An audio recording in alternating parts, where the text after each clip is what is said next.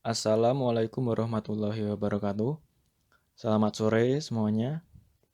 Apa kabar? Semoga kalian senantiasa sehat, senantiasa diberkati, senantiasa bahagia, karena menurut saya itu hal yang paling penting. Hidup ini nggak harus neko-neko. Asalkan kita sudah diberi kesehatan dan kebahagiaan, itu sudah top namanya. Oke, kepanjangan kan jadinya. Pertama-tama, yang saya hormati Pak Supanji Setiawan SPD MSI dan Pak Kartika Pradana Surya Timur SEM Master Accounting selaku dosen pembimbing dan teman-teman K3 S1 Akuntansi yang saya banggakan yang tidak bisa saya sebutkan satu persatu. Baiklah, pada kesempatan ini kita telah sampai pada pertemuan ke-7. Saya dan kelompok saya yaitu kelompok 6 akan mempresentasikan materi di mata kuliah Manajemen Keuangan khususnya pada bab keempat tentang analisis laporan keuangan. Kami mengutip esensi dan substansi dari materi kami dengan sumber dari buku Manajemen Keuangan oleh Dr. D. Agus Harjito MSI dan Dr. Andes Martono SU.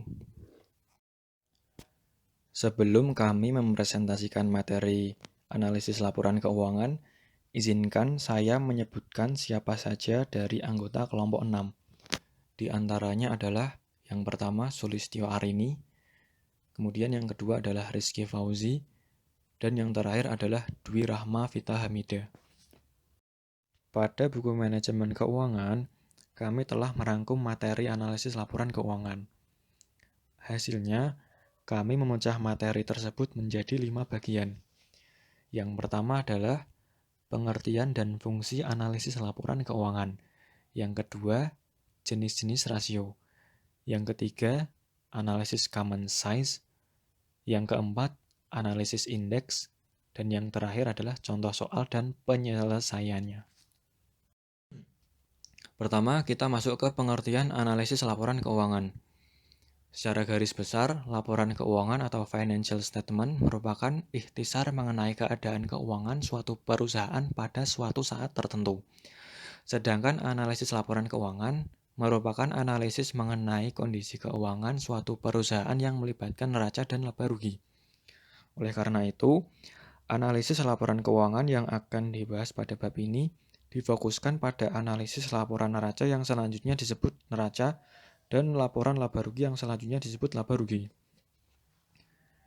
Pertama, neraca atau balance sheet merupakan laporan yang menggambarkan jumlah kekayaan atau harta, kewajiban atau hutang, dan modal dari suatu perusahaan pada suatu saat tertentu.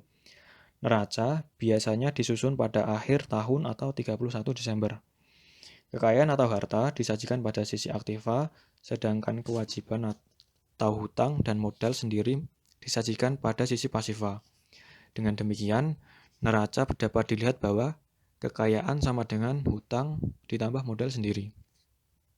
Kemudian yang kedua, laporan laba rugi atau income statement merupakan laporan yang menggambarkan jumlah penghasilan atau pendapatan dan biaya dari suatu perusahaan pada periode tertentu. Sebagaimana halnya neraca, laporan laba rugi biasanya juga disusun setiap akhir tahun atau 31 Desember. Dalam laporan ini, disusun penghasilan dan biaya yang terjadi selama 1 tahun, yaitu mulai tanggal 1 Januari hingga 31 Desember.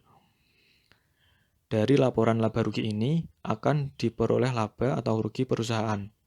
Apabila penghasilan lebih besar dari biaya, akan terjadi laba, sedangkan jika penghasilan lebih kecil dari biaya, maka akan terjadi kerugian. Oleh karena itu, apabila neraca menunjukkan posisi keuangan pada saat tertentu, maka laporan laba rugi menunjukkan laba atau rugi selama periode tertentu. Dengan demikian, laporan laba rugi dapat diformulasikan bahwa laba sama dengan penghasilan dikurangi biaya. Kemudian, kita masuk ke fungsi analisis laporan keuangan.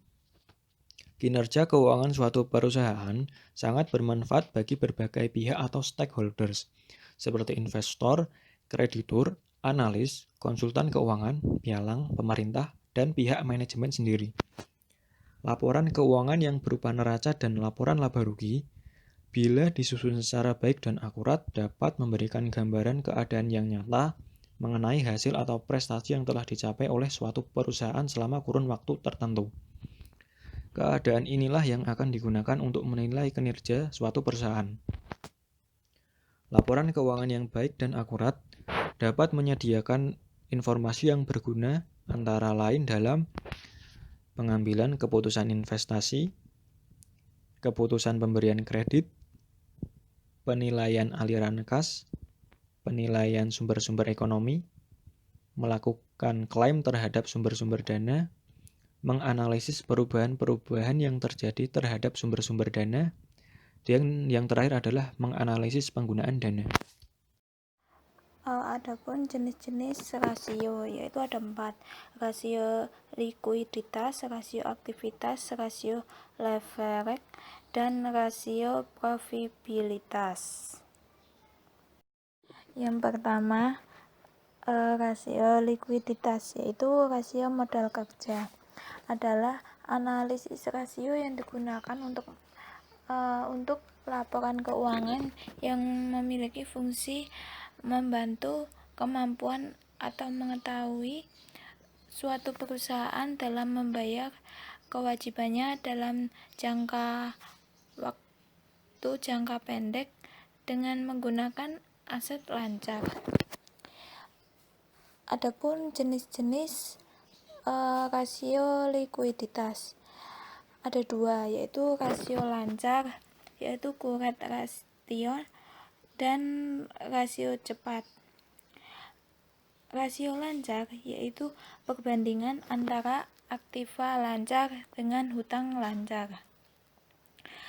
Rasio lancar itu tinggi, maka memberikan jaminan yang baik bagi kreditor dalam jangka pendek, tetapi berpengaruh negatif terhadap kemampuan untuk memperoleh laba. Perhitungannya itu yaitu current ratio, yaitu CR aktiva lancar dibagi hutang lancar dikali 100%. Yang kedua, rasio cepat itu adalah pertimbangan antara jumlah aktiva lancar dikurangi persediaan dengan jumlah hutang lancar. Maksudnya itu lebih akurat untuk mengukur tingkat likuiditas perusahaan. Perhitungannya yaitu yang disingkat QR, aktiva lancar dikurangi persediaan dibagi hutang lancar. Yang kedua itu rasio aktivitas, adalah rasio yang digunakan untuk menilai efisien atau efektivitas perusahaan dalam pemanfaatan sumber daya atau aset yang dimiliki oleh suatu perusahaan.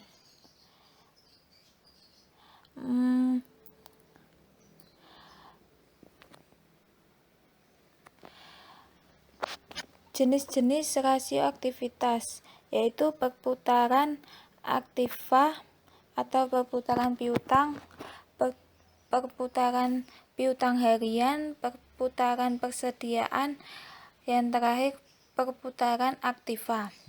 Perputaran piutang itu memberikan wawasan terhadap kualitas piutang perusahaan atau kesuksesan perusahaan dalam mengumpulkan piutang. Cara perhitungannya yaitu penjualan kredit bersih setahun dibagi dengan rata-rata piutang.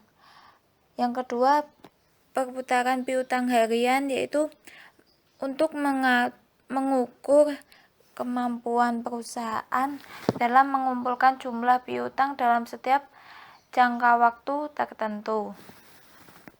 Perhitungannya yaitu jumlah hari dalam setahun dibagi perputaran piutang. Yang ketiga, perputaran persediaan.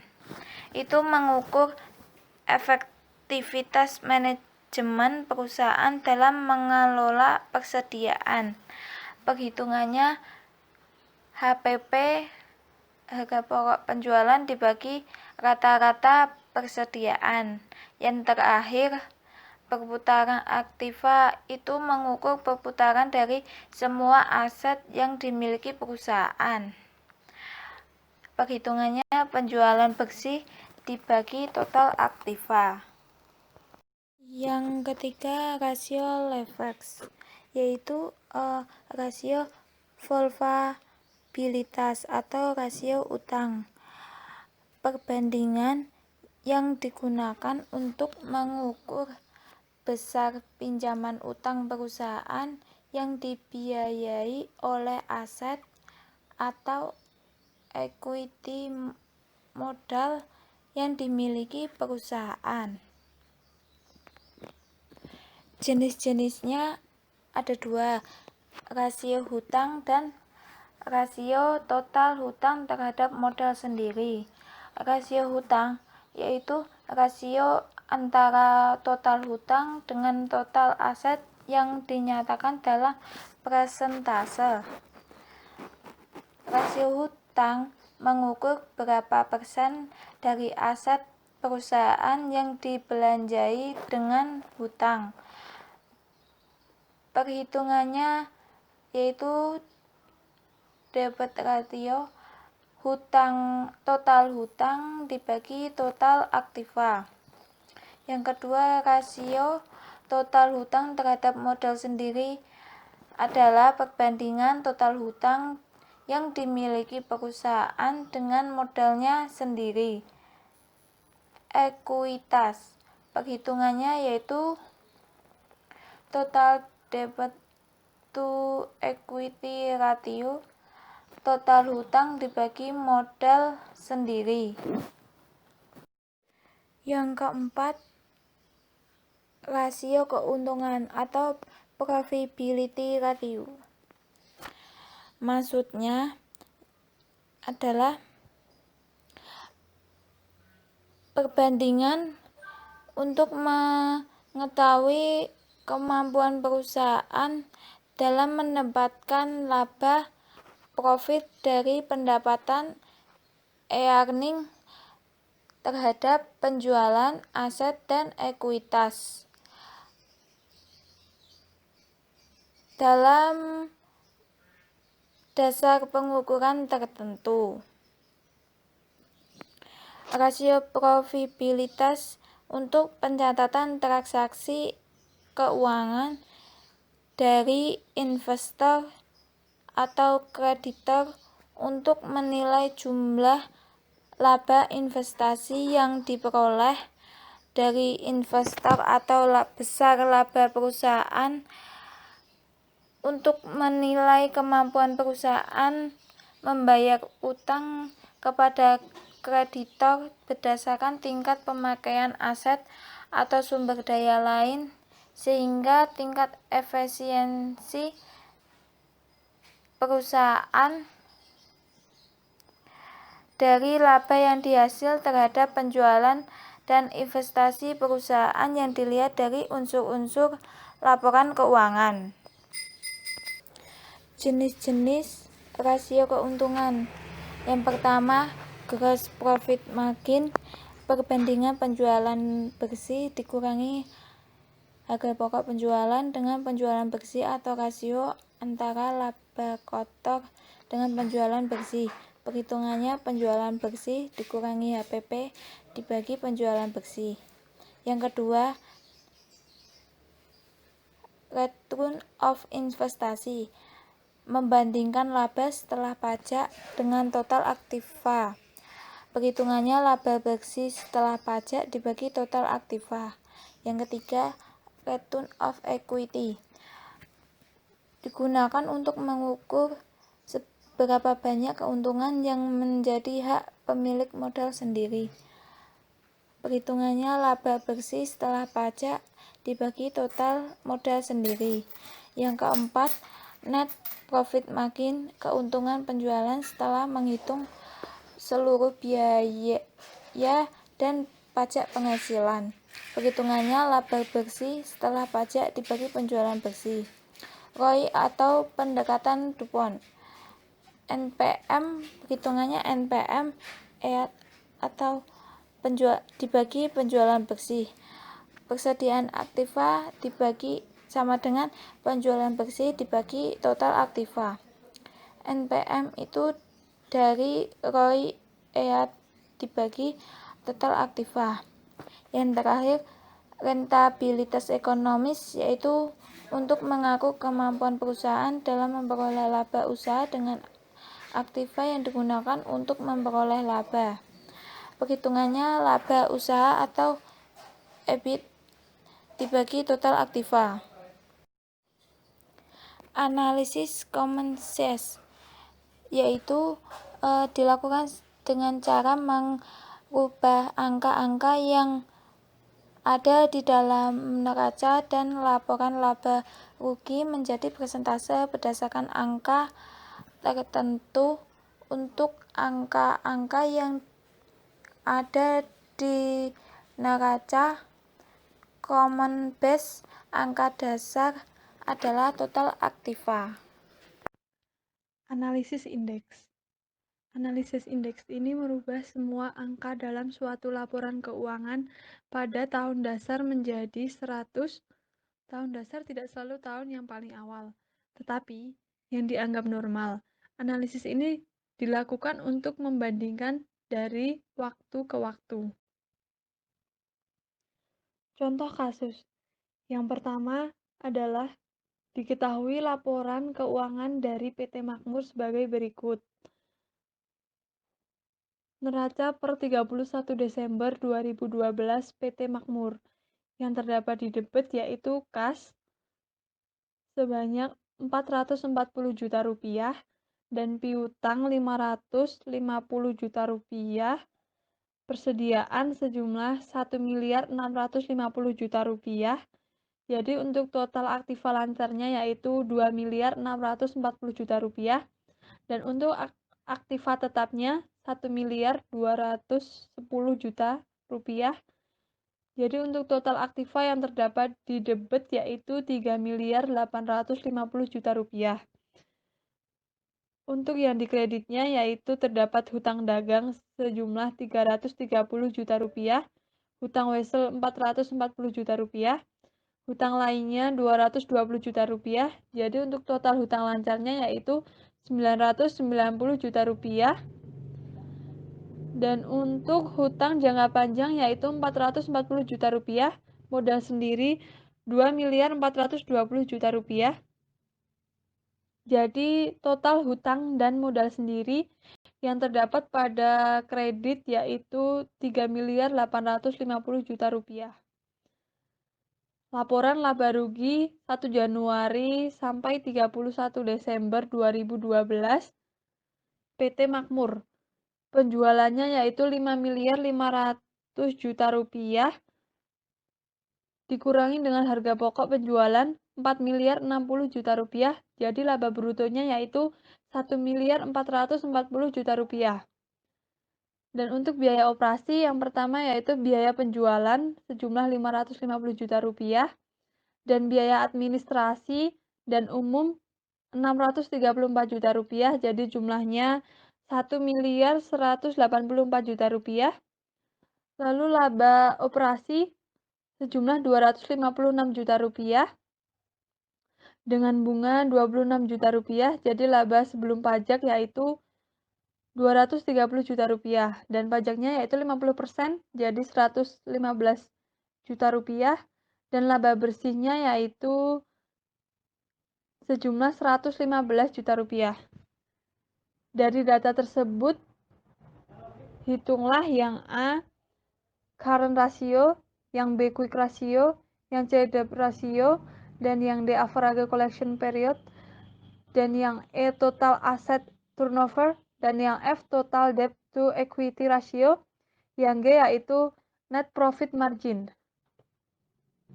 Dan untuk soal yang kedua yaitu lengkapilah neraca dan laporan laba rugi PT Berdikari berikut ini. Neraca per 31 Desember 2012 PT Berdikari. Yang dicari yaitu kas, piutang, dan persediaannya sudah diketahui sejumlah 400.000. Aktiva tetapnya belum, jadi nanti total aktivanya berapa di debit. Dan untuk dikreditnya yaitu hutang lancar 10% dari obligasi dan modal sendiri. Jadi nanti total hutang dan modal sendirinya dikredit berapa. Dan laporan laba ruginya PT Berdikari untuk 31 Desember 2012. Penjualan netonya berapa nanti dikurangi dengan harga pokok penjualan, jadi ketemunya laba bruto. Lalu biaya administrasi dan umum sudah diketahui sejumlah 4 juta dan biaya penjualan 2 juta. Jadi jumlahnya 6 juta. Dan untuk laba operasinya belum diketahui nanti berapa. Bunganya, laba sebelum pajak dan pajaknya 50%. Nanti akan ketemu laba netonya. Dan keterangannya sudah diketahui A. Tingkat perputaran aktivanya 4 kali dan tingkat perputaran persediaannya 7,5 kali dan quick ratio 100%. Dan yang D, rasio aktiva tetap dengan aktiva total 60%, rasio hutang jangka panjang dengan aktiva tetap 50%, dan operating ratio atau rasio biaya total dengan penjualan 60%, dan yang terakhir rasio kas dengan persediaan sama dengan 50%.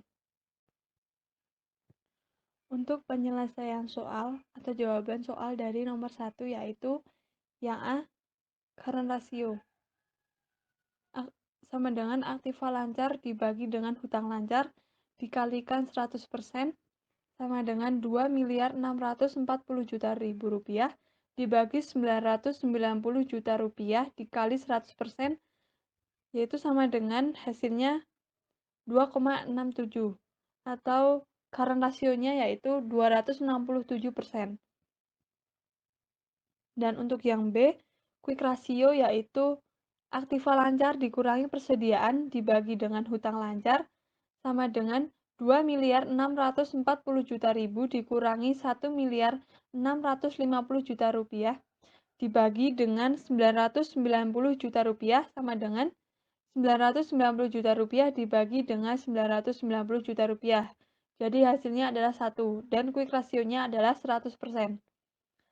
Untuk yang C yaitu debt ratio sama dengan total hutang dibagi dengan total aktiva sama dengan 990 juta rupiah ditambah dengan 440 juta rupiah dibagi dengan 3.850.000.000 rupiah. Jadi hasilnya adalah 0,37 dan debt rasionya yaitu 37%. Dan untuk yang D, average collection period yaitu sama dengan piutang dikalikan dengan jumlah hari dalam setahun dibagi dengan penjualan kredit, yaitu 550 juta rupiah dikalikan dengan 365 juta rupiah dibagi dengan 5.500.000.000 rupiah, yaitu sama dengan 36,5 hari. Dan untuk yang E yaitu total aset turnover yaitu sama dengan penjualan bersih dibagi dengan total aktiva sama dengan 5.500.000.000 rupiah dibagi dengan 3.850.000.000 rupiah sama dengan 1,43 kali. Dan untuk yang F yaitu total debt to equity ratio sama dengan total hutang dibagi dengan modal sendiri sama dengan 990 juta rupiah ditambah dengan 440 juta rupiah dibagi dengan 2.420 juta rupiah sama dengan 0,59. Jadi total debt to equity rasionya yaitu 59%. Dan untuk yang terakhir atau G yaitu net profit margin.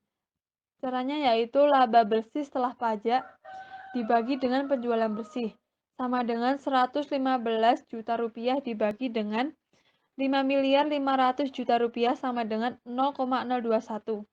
Jadi untuk net profit marginnya yaitu 2,1%.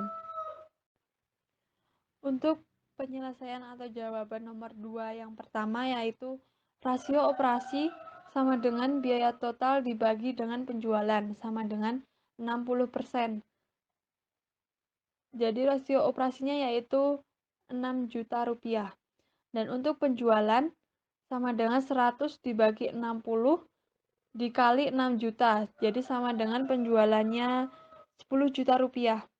Dan untuk tingkat perputaran aktiva sama dengan penjualan dibagi dengan total aktiva, sama dengan 4 kali. Jadi 10 juta rupiah dibagi dengan total aktiva sama dengan 4. Untuk total aktivanya jadi 10 juta rupiah dibagi 4 sama dengan 2.500.000 rupiah. Dan untuk rasio aktiva tetap dikurangi dengan total aktiva sama dengan aktiva tetap dibagi dengan total aktiva sama dengan 60%. Aktiva tetap dibagi dengan 2.500.000 rupiah sama dengan 60%. Jadi untuk aktiva tetapnya 60% dikalikan dengan 2.500.000 rupiah sama dengan 1.500.000 rupiah.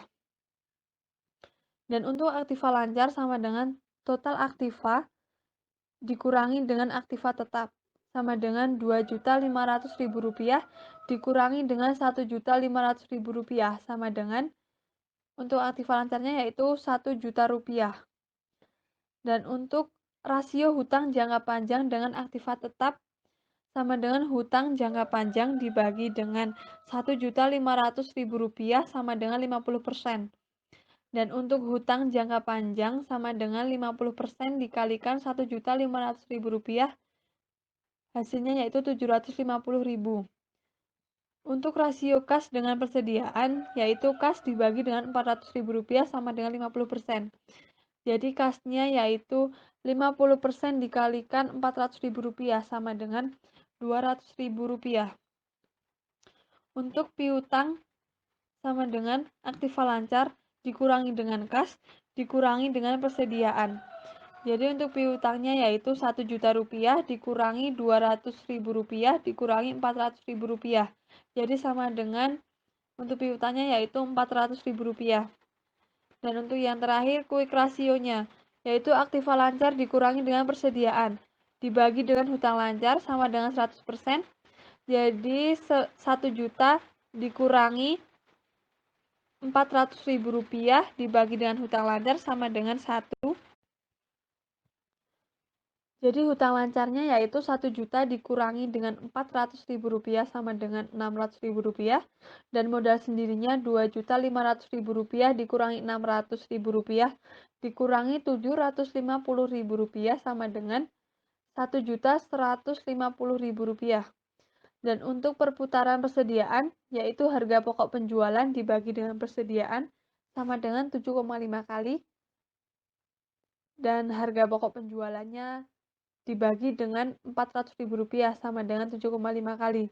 Jadi harga pokok penjualannya yaitu 7,5 kali dikalikan dengan 400.000 rupiah, yaitu ketemunya 3 juta rupiah. Jadi dengan demikian neraca dan laporan laba ruginya yaitu neraca per 31 Desember 2012 PT Berdikari yang terdapat di debit yaitu terdapat kas sejumlah 200.000, piutang 400.000, persediaan 400.000, aktiva tetapnya 1.500.000 rupiah. Jadi total aktivanya terdapat di debit yaitu 2.500.000 rupiah. Dan untuk yang dikreditnya terdapat hutang lancar sejumlah 600.000 rupiah, 10% obligasi yaitu 750.000 rupiah, modal sendiri 1.150.000 rupiah, jadi total hutang dan modal sendiri yang terdapat di kredit yaitu 2.500.000 rupiah. Dan yang terakhir adalah laporan laba rugi per 31 Desember 2012 PT Berdikari. Penjualan netonya yaitu 10 juta, dikurangi dengan harga pokok penjualan 3 juta rupiah, jadi ketemu laba bruto sejumlah 7 juta rupiah. Dan untuk biayanya, ada biaya administrasi dan umum sejumlah 4 juta rupiah, dan biaya penjualan 2 juta rupiah, jadi jumlahnya 6 juta rupiah. Jadi laba operasinya dihitung dari laba brutonya dikurangi dengan biaya ya. Jadi jumlahnya 1 juta rupiah. Dan untuk bunganya 10%. Jadi 75.000 dan laba sebelum pajaknya yaitu 925.000. Dan pajaknya dari labanya yaitu 50%, jadi Rp462.500. Jadi ketemunya laba neto yaitu Rp462.500. Sekian dari kelompok kami. Jika ada kesalahan mohon maaf yang sebesar-besarnya. Wassalamualaikum warahmatullahi wabarakatuh.